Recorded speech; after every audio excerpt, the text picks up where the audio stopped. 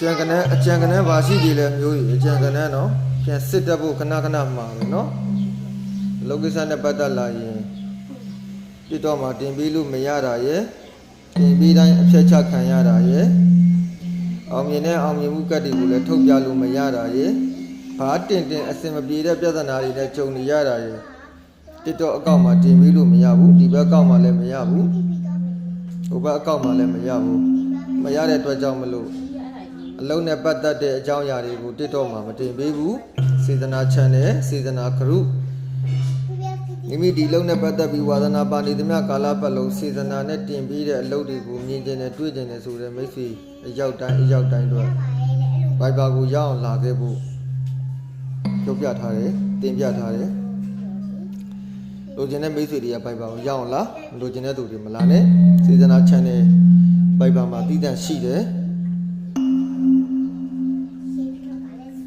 အကြံကနန်းဘယ်နှလုံးကြံသေးလဲ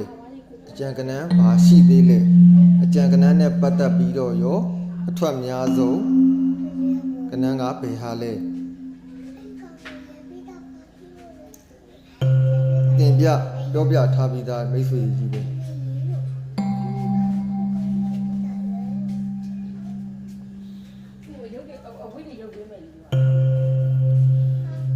ဲ့တော့မိတ်ဆွေအမျိုးများလုံးနဲ့ပတ်သက်ပြီးတော့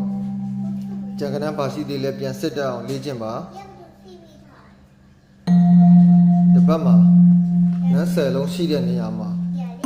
နန်း8လုံးတိထွက်သွားပြီနှလုံးပဲကြံပါတော့တယ်အဲ့ဒီနှလုံးကဘယ်ဟာလဲဒီကနန်းလဲအဲ့နှလုံးနဲ့ပတ်သက်ပြီးတော့အထွက်အများဆုံးကနန်းကိုသိတဲ့သူတွေ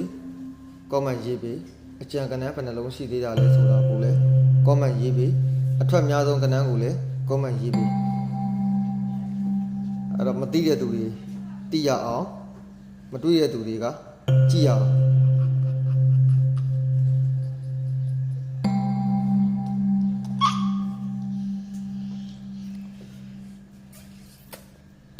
အလုံးနဲ့ပတ်သက်ပြီးတော့ဒီချာကနန္ဒရှင်းပြထားပါလေရဲ့နဲ့ပြန်မစစ်တတ်တဲ့သူတွေမလေ့လာထားတဲ့မိတ်ဆွေတွေခင်ဗျားတို့အတွက်သူများတင်ပေးတာသူများရေးပြတာသူများတွေမှတ်ထားသလိုမျိုးမှတ်မထားတတ်တာခင်ဗျားတို့အတွက်ရှုံးနေခြင်းတစ်ခုပဲအဲ့တော့ comment ကို like ဖတ် comment တွေမှာပါရေးထားလေဆို like ကြည့်